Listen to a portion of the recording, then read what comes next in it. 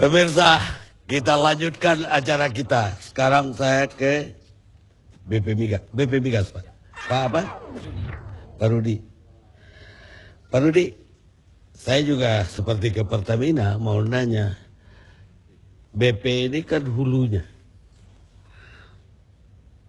Saya dengar cost recovery masih ada markup di situ. Dan kalau ini bisa diefisienkan, kan jauh lebih bisa menolong rakyat tadi agar tidak terlalu tinggi BBM. Apa penjelasannya, Pak Rudi? Pak Karni, sebelum saya menjawab cost recovery, tadi ada beberapa senior-senior saya sudah menyatakan beberapa hal. Mulai dari paling ringan saja, informasi mengenai cerita satu barrel. Satu barrel itu 159 liter. Jadi kalau digambarkan itu sama dengan satu drum kecil atau drum aspal, bukan drum minyak tanah. Untuk gambaran kita saja. Yang kedua tadi bahwa minyak turun betul. Bahwa dulu pernah ada 1,6 juta tahun 70-an ketika Minas reserve-nya ditemukan. Dan kemudian pada tahun 80-an juga muncul 1,6 juta lagi pada saat duri yang minyaknya berat diinjeksi steam dengan enhanced oil recovery, kemudian naik menjadi 1,6. Setelah itu meluncur turun. Ketika kita tidak menemukan lagi reserve-reserve besar dan hari ini reserve kita hanya tinggal 3,9 miliar yang kalau diekuivalensi dengan produksi hari ini kita hanya punya waktu 12 tahun untuk habis apabila kita tidak mencari minyak baru. Gas tahun 70-an tidak dipakai. Kemudian mulailah Indonesia menggunakan gas, tahun 76 mulai keluar Arun dan seterusnya. Maka terjadilah namanya produksi pergantian dari turunnya minyak, naiknya gas. Kalau kita buat barrel oil equivalent, hari ini 2,5 juta barrel oil equivalent. Lebih tinggi dari 1,6 juta zaman dahulu. Artinya segala uang cost recovery atau sebetulnya sebenarnya investasi yang ditanamkan oleh teman-teman kita dari luar atau dari investor ke negeri ini menghasilkan minyak dan gas. Maka muncullah Badan Pelaksana Migas. Bukan hanya minyak. Jadi kalau yang ditengarai hanya turunnya lifting minyak, maka ini namanya BPMI, bukan BP Migas. Gitu. Migas artinya minyak dan gas. Oleh karena itu mari kita lihat kondisi minyak dan gas yang di mana memang masanya sudah berubah dari masa minyak ke gas. Pertanyaan tadi dikatakan, mengapa kita tidak serta-merta saja menggunakan gas? Betul, tetapi untuk penggunaan gas itu perlu infrastruktur yang lebih spesifik. Ketika minyak kita bisa nenteng pakai gelas, pakai botol. Tapi gas tidak. Kita harus punya pipa, kita harus punya botol, kita harus punya peralatan-peralatan lain. Ini tidak mudah. Negeri ini ketika membuat infrastruktur agak telat. Sehingga ada beberapa gas yang walaupun sudah tersedia belum bisa diaplikasikan. Contohnya ketika kemarin BBG kita harus telat. Bahwa suplai gas dari hulunya sudah siap. Tetapi operasionalnya masih kurang bisa diaplikasikan karena infrastruktur. Itu menjadi PR kita. Menjawab Pak Kwik tadi mengatakan bahwa sebetulnya kita sudah untung. Mari kita hitung Pak. Dari 900 ribu yang kita produksikan, hanya 600 bagian kita kira-kira. 300-nya dipakai untuk membayar cost yang sudah dikeluarkan oleh mereka. Ingat, cost recovery tidak pernah datang dari uang kita. Tidak dari APBN. Tadi dari kita ganti lagi kan? Kita ganti lagi. Tukang cangkulah yang membayarnya sebelumnya, kemudian kita ganti. Itu logis. Dan itu sisanya dari 900 tadi, 600 milik kita. Tetapi tadi Pertamina mengatakan bahwa kita butuh 1,2. Berarti kita butuh 1,2, kita di dalam negeri hanya memproduksi 600. Kalau saja produksi kita 1,2, dan semua minyak dipakai untuk di dalam negeri. Dan kemudian tidak perlu ada 1 rupiah pun untuk membayar gaji guru, gaji tentara dan sebagainya. Artinya semua dipakai, maka harga boleh gratis. Ya kan? Boleh gratis, karena semua dibagi. Tetapi kan tidak demikian. Kita masih punya guru, punya tentara, punya polisi harus dibayar. Oleh karena itu sebagian dari 560 atau 600 barrel itu ekivalen tahun ini kira-kira 260 triliun sumbangan dari industri migas saja kepada APBN. Dari 265 tadi disisihkan katanya kira-kira 180 untuk subsidi. Berarti 180 itulah terhadap 265 kira-kira terhadap total 30%. Jadi kalau harga minyak dunia 9.000, Kita hanya bisa 30%-nya mengurangi. Jadi pantas kalau besok-besok naik jadi 6.000. Itu kira-kira. Jadi nggak mungkin tiba-tiba jadi gratis seperti dikatakan oleh Pak. Iya, tapi Wih, itu kira-kira. pertanyaan saya gimana?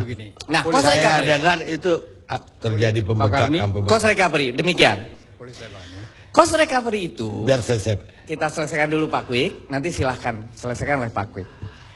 Cost recovery itu adalah biaya yang dikeluarkan selain untuk eksplorasi, pada saat dia melakukan pencarian, itu ada seismik, ada pengeluaran, biaya eksplorasi, yang kalau ternyata tidak ditemukan apapun, itu tidak dibayar serupiah pun oleh negara. Tahun lalu 800 juta dolar, 2 tahun lalu 460 juta dolar, itu hilang, negara tidak membayar, si kontraktor itulah yang menanggung. Tetapi angka-angka 800 juta dolar, 460 juta dolar akan dibayar kembali apabila minyak ditemukan di tempat tersebut. Itu namanya sunk cost. Ditambah operating cost, yaitu ketika harus mengeluarkan minyak, perlu pompa, perlu listrik, perlu orang, tambahkan pula. Itulah yang mengaudit itu siapa? kita punya di dalam itu ada 3. Pre-audit, current audit, sama post-audit. Bahwa setiap tahapan itu, BPK ikut audit. setelah itu baru BPKP masuk, baru BPK masuk, dan kemudian ada internal audit di masing-masing kontraktor. Jadi kalau saya sering mendengar bahwa tidak ada yang mengaudit itu, tidak mungkin. Oke, tapi benar di BP Migas juga memberi fasilitas TPPI untuk mendapat minyak setengah jadi dari total. Jadi begini, TPPI itu sebuah kilang yang diciptakan, karena sebuah kilang itu very spesifik, hanya untuk kondensat. Dan kondensat yang diperbolehkan adalah dari Kalimantan Timur, dari BRC, dari Senipah total, dan dari 3 tempat yang diambil dari kilang, dari tempatnya Senipah. Dikirimlah ke TPPI, dan kemudian produknya ada Mogas dan LPG. Masalah kemarin dengan Pertamina yang kita rapatkan pada tanggal 12, itu adalah ketika diskusi sudah 3 bulan itu mentok, karena TPPI berdasarkan peraturan sebelumnya tidak boleh melakukan ekspor LPG, karena LPG kekurangan di dalam negeri, dan tidak boleh juga mengekspor Mogas. Untuk menjembatani ini, tidak selalu bahwa seluruh produk itu bisa dijual. Pada saat kasus-kasus tertentu tidak bisa dijual ke dalam negeri, maka TTP memohon agar itu bisa dijual ke luar negeri. Kasusnya dijelaskan dong, tolong dijelaskan. Sebentar, TPPI itu dalam kasus biar PPA. biar nggak salah, tolong dijelaskan. Pada saat apa boleh? Sebentar, itu very detail. Sebentar, kenapa kasus PPA ini ada? Tujuannya adalah segala utang piutang akan dibayar oleh pihak ketiga, bukan oleh TPPI. Di mana pihak ketiga itu, contohnya kami dari BP Migas, dari 160 juta dolar. 100 juta akan dibayar segera setelah tanda tangan, dan 60 juta dolar akan dibayar selama 1 tahun. Oleh karena itu mereka meminta 5 tahun untuk penjualan. Itu bisnis to bisnis seperti biasa. Begitu juga dengan Pertamina, bahwa dia minta dijamin untuk mendapatkan keleluasaan pada saat dia punya produk. Dan Pertamina nanti pada saatnya ketika tidak bisa menerima, diperbolehkan mengekspor. Itu aja sebetulnya. Pertamina tidak menerima kenapa? Karena harga LPG lebih mahal daripada harga impor. Tidak. Kita tidak berbicara angka. Kita tidak berbicara angka. Faktanya ada di sini. Itu bila Pertamina tidak bisa menerima. Ini cerita di MRA-nya. Bila Pertamina tidak bisa menerima, maka pemerintah harus boleh menjual keluar. Itu asalnya. Pertamina tidak menerima kenapa? Karena harganya lebih tinggi daripada harga pengadaan impor. Itu masalah bisnis, saya tidak perintah masuk karena itu urusannya Pertamina. Harus dijelaskan dong, harus dijelaskan. Sorry. Juga saya jelas. dalam posisi BP Migas tidak masuk ke bisnisnya Pertamina. Pak Kwi mau nanya apa? Singkat saja, yang Anda kemukakan bahwa hak Indonesia 70% karena cost recovery itu sudah diperhitungkan. Semua sudah diperhitungkan. Bahwa Indonesia net importer sudah diperhitungkan. Jumlah yang import realistis sudah begitu rupa, sebetulnya tidak perlu diperhitungkan. Yang saya ambil itu angka dari APBN. Tidak bisa salah, APBN dihitung oleh pemerintah. APBN-nya itu mengatakan surplus. Yang saya masalahkan adalah mengatakan minus, harus disubsidi. Bangsa Indonesia mengeluarkan uang, Menteri Keuangan itu tidak betul. Itu yang Anda sebut, biaya yang kelebihan itu digunakan lain, itu urusan lain. Bicaranya mesti begini, bicaranya, wahai rakyatku, dari hasil penjualan premium yang 4.500, Saya pemerintah sudah memperoleh kelebihan uang 96 triliun. Tapi saya mau mendapatkan uang lebih lagi dari premium, maka saya naikkan supaya kelebihannya yang lebih banyak bisa saya pakai untuk urusan lain. Antara lain, kalau saya menaikkan premium, gebuk kamu, supaya lecetnya bisa saya obati dengan BLT gitu loh. Logikanya pemerintah itu segitu gendengnya itu. Cukup Pak, saya BPH Migas. BPH Migas. BPH Migas dalam distribusi segala macam. Baik, terima kasih Pak. Yang pertama, saya juga sudah mempertanyakan kepada 3 menteri ya. Waktu itu kumpul Pak Jero, Pak Atta, sama Pak Kehutanan. Kenapa harga ini harus diumumkan sebelumnya? Sementara naiknya bulan depan. Sehingga inflasi terjadi 2 kali. Ketika naik lagi nanti. Kedua, saya olah-olah 2 kali naik harga. Kemudian dari BP Migas sendiri, BPH Migas sendiri, ada perbedaan harga, perbedaan distribusi ke berbagai wilayah. Sehingga terjadi tidak hanya penumpukan, tapi di Kalimantan sekarang udah 10.000, di Tarakan udah 20.000 per liter. Apalagi di Papua, ini rakyat udah menjerit di mana-mana. Dan ini juga diikuti oleh naiknya harga bahan pokok. Rakyat tambah terjepit. Yang saya pertanyakan kontrol dari BPH Migas terhadap ini. Kenapa? Karena ya kita juga paham Pak, kenapa merah itu bisa 12 kilo panjangnya. Peri-peri itu nggak mau bawa penumpang, Pak. Lebih baik solar subsidi dijual ke industri daripada dia menyeberangkan orang, lebih untung, Pak. Kontrol BPH Migas terhadap ini yang saya pertanyakan. Baik, terima kasih Pak Bung Karni. Saya kira BPH Migas itu bekerja sesuai dengan ketentuan Bung Karni. Jadi apa yang diamanatkan oleh undang-undang, kemudian ada peraturan pemerintah, dan kemudian ada peraturan presiden. Nah, berkaitan dengan manajemen distribusi, saya kira berkaitan juga dengan permasalahan yang sekarang ini masih berjalan. Namun alhamdulillah dengan adanya ada perpres baru, itu yang berkaitan dengan titik serah Pak Bung Karni. Titik serah yang belum diatur secara detail. Demikian juga dengan sektor pengguna. Begini, sekarang itu banyak daerah-daerah yang memiliki daerah tambang baru. Dengan adanya industri tambang dan sebagainya. Nah, di sana banyak kendaraan-kendaraan yang berplat kuning.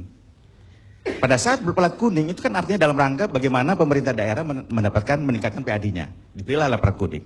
Nah, plat kuning ini dia bisa ambil ke dalam jatah di SPBU. Sehingga jatah SPBU lah yang habis. Sehingga masyarakat umum tidak kebagian. Nah, ini kelangkaan seperti itu. Nah, dalam hal ini tentunya kami, karena dengan adanya peraturan presiden yang baru nomor 15 tahun 2012, kami akan mengatur itu sampai ke sektor pengguna. Ada SPBU yang digunakan untuk pertambangan, ada SPBU yang digunakan untuk perkebunan. Nah, ini banyak permasalahan-permasalahan yang seperti itu. Nah, di satu sisi banyak juga daerah-daerah remote yang seharusnya membutuhkan, itu tidak terpenuhi. Karena kalau dia beli dari jirigen, dia akan ditangkap karena melanggar ketentuan, melanggar undang-undang. Nah, bagaimana mengatur itu? Padahal mereka membutuhkan. Misalnya kayak contohnya kayak di daerah timur, Pak. Di daerah timur itu kita menaikkan kuotanya sampai 300% pun, karena untuk dalam rangka ketersediaan, itu hanya mengorbankan 3 SPBU di daerah Jabodetabek. Nah, di satu sisi itu. Investor juga dalam kaitannya bagaimana mereka SPBU datang ke sana. Nah, artinya di sana kenapa? Tidak ada yang mau ke sana. Karena di sana seruputnya, demand-nya itu rendah. Tapi di satu sisi alfanya tinggi, biaya distribusi. Nah, ini juga perlu pertimbangan. Nah, bagi BPH yang paling penting adalah ketersediaan. Ketersediaan itu apakah itu dia PSO, apakah itu non PSO. PSO itu bersubsidi ataupun non subsidi. Nah, sekarang yang jadi permasalahan yang non subsidi itu adanya di daerah yang memang demand-nya tinggi dan alfanya rendah. Nah, ini yang tentunya perlu pertimbangan dalam kaitannya ini. Ke depan kami akan mengatur itu semua.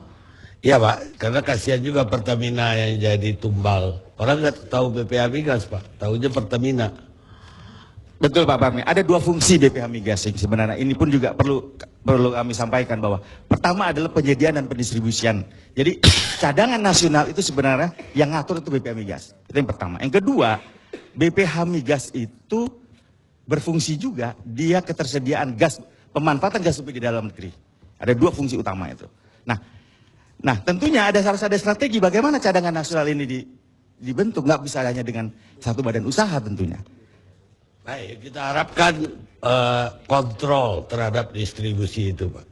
Karena kasihan banget masyarakat. Nah, berkaitan dengan harga, kami itu menjalankan tugas dan fungsinya itu setelah disepakati antara pemerintah dan DPR. Misalnya kuota tahun ini 40 juta kiloliter, itulah yang kami harus jaga. Demikian juga dengan harga.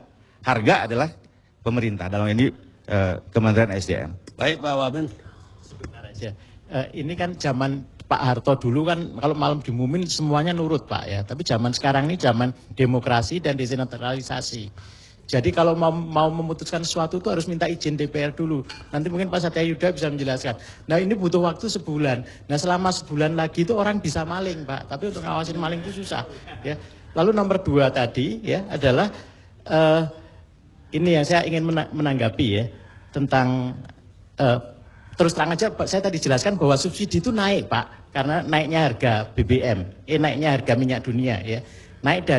Karena naik dari 90 ke 105, subsidi itu bukan berkurang, subsidi itu naik dari 123 ke 137 triliun ya. Nah, duit yang digunakan tadi untuk bantuan langsung, untuk infrastruktur dan untuk transportasi umum dan sebagainya, itu bukan diambil dari penghematan subsidi, bukan, tapi diambil dari pengurangan dana di birokrasi, Pak. Nanti mungkin Pak Satya Yuda bisa menjelaskan. Ya, yang saya ingin penegasan yang tadi itu Pak, bahwa karena ada perubahan sistem, terpaksa diumumkan lebih dulu karena harus ada APBNP. Iya. Jadi DPR udah tahu duluan bahwa pemerintah merencanakan naik. Pertanyaan berikutnya, kenapa tidak dari tahun lalu saja direncanakan ada kenaikan? Ya kalau dari tahun Desember juga udah naik, udah di atas 90. Jawabannya tadi saya rasa sudah dijelaskan sama Pak Wajib. Nanti mungkin Pak Satya Yuda bisa menjelaskan. Baik, kita istirahat sejenak pemirsa. Nanti nggak kebagian dia kalau nggak.